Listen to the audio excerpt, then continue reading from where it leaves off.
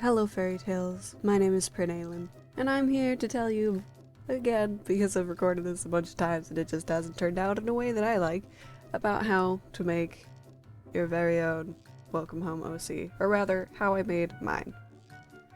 So, tiny bit of background info before I get started here. A while back there was this very prevalent trend for artists on Instagram Reels where you put yourself into different universes and worlds within the media verse.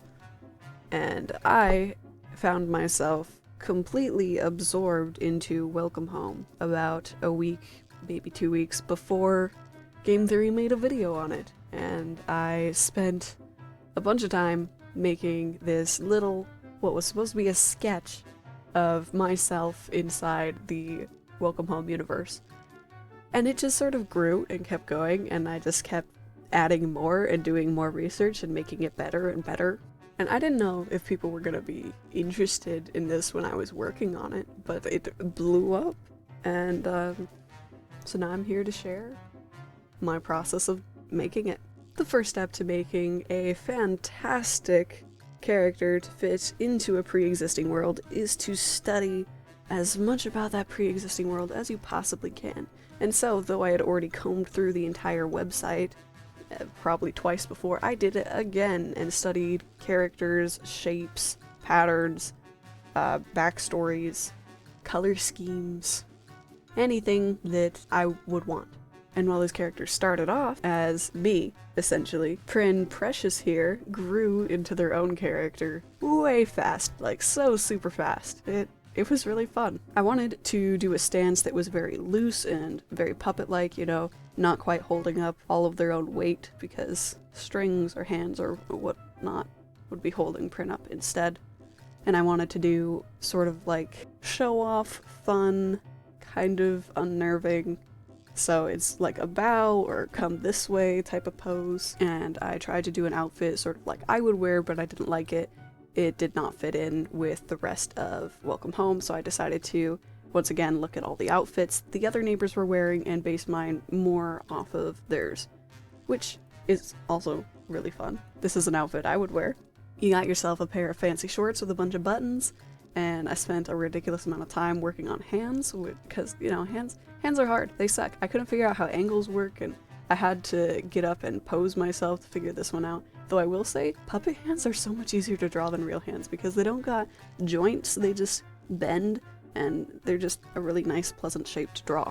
I ended up going with a sort of tail-coated vest with a nice double collar up top and a very loose tie. I don't think that you could call it a bow tie. It is a bow though.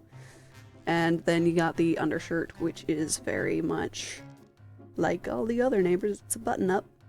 I got them knee socks, which I was planning on making super colorful.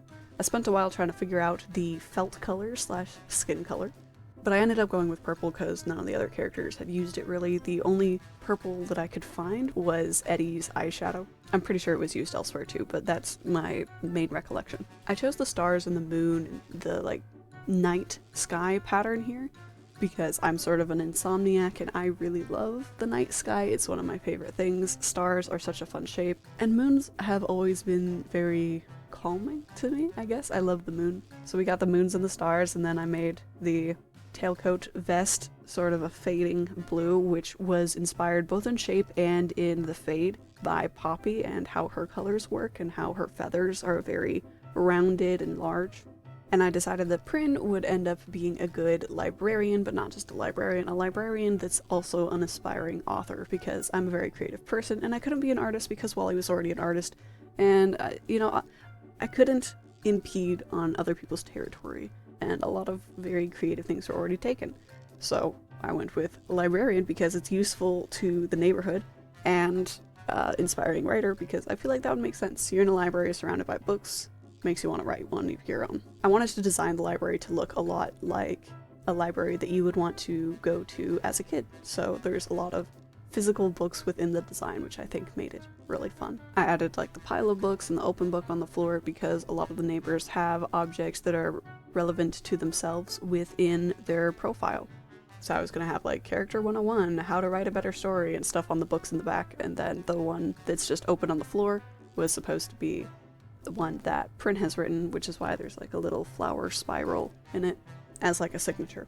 Then when it came to actually writing Prin's bio, I wanted to make sure that Prin got a good dose of mystery thrown in there, sort of like how Eddie doesn't really know where he came from, or I'm assuming he knows, we just don't get to know. He just looks at every place and he's like, oh yeah, that's where I'm from. I wanted Prin to have a similar vibe, not really knowing where they came from. We don't really get to know anything about the building.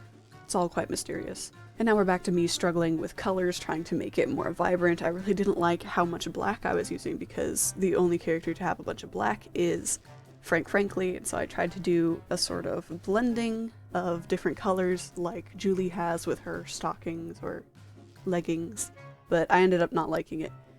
When I decided to do the line art, I was at first just going to keep it very thin because that's the style that Clown draws the neighbors in. But it's not my style, and I decided it was more important to me to keep my style.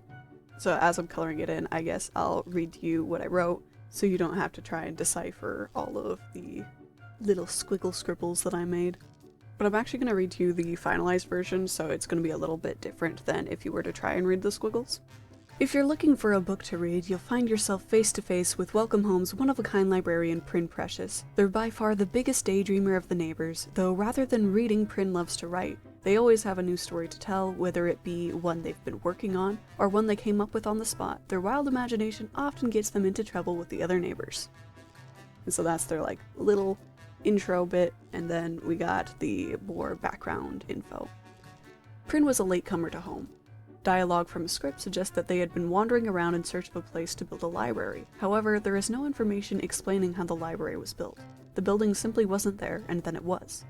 Prin segments would often consist of neighbors coming to the library in search of a book and Prin coming up with the story on the spot instead of directing the friend to where they could find the book that they were looking for. The running gag was that finding the book should be the more helpful option, but Prin's stories always had lessons that were relevant to the episode. Despite hardly ever leaving the library, Prin seemed to know what kind of story to tell to help the neighbors along their journey, for knowledge and entertainment. Concept art shows that Prin was a hand puppet. Later art suggests that sometimes Prin would sneak pieces of their past into stories that they told the neighbors. So Prin is supposed to be like this character that's sort of stuck in their head. They are aware of reality but prefer to ignore it in escapism kind of way. If you want to get like a real feel for Prin's vibes along with how the library works, then I actually made an animatic that is here and up on the channel now of Frank coming to the library to get a book, but also trying to avoid Prin because Prin's asleep, and Frank thinks that this is his chance to actually find a book instead of listening to another one of Prin's ridiculous stories. Spoiler alert, it does not go as Frank planned. And I called it like a lost episode because I thought that would be fun. I also made it before the site got a revamp, so I didn't have any like personality things to work off of. I just had the pictures, no voiced lines or anything. I still think it's pretty true to the character, but just in case you disagree. So I spent a really long time here shading because I wanted to get it absolutely perfect as I possibly could get it, and this meant shading in a different way than how I normally do. Because I wanted it to feel closer to how Clown shades, which meant I had to change up how I do things, including highlights. Clown does hard highlights for the neighbors, and I do not do hard highlights. Usually everything is sort of soft. I do shadows with a hard edge, barely blended, usually, except now in my Welcome Home art, because it makes everything seem very soft.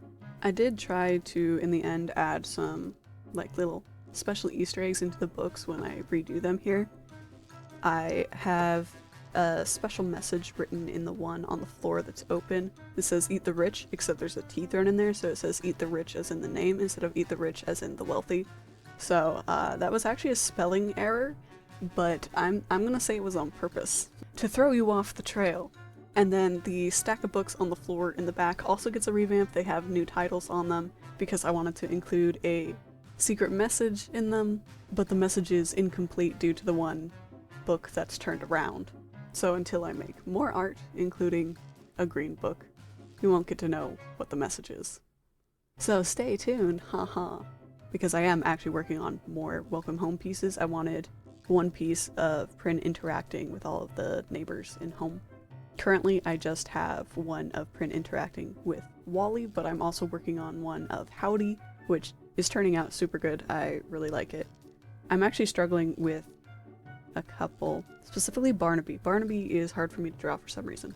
Oh, and once again, if it looks like not much is happening on the screen, it probably means I'm focusing really hard on shading. Because I did a whole lot of blending to make things look as perfect as I possibly could make them. Or I might be coloring lines. I don't remember if I colored lines on anything but Prin.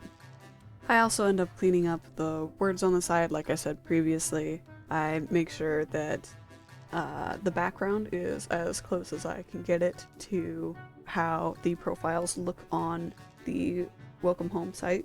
So I took a screenshot of the background and tinted white over it to make it blend in best I could. That's how I made Prin Precious. I hope you all enjoyed and maybe got inspired even.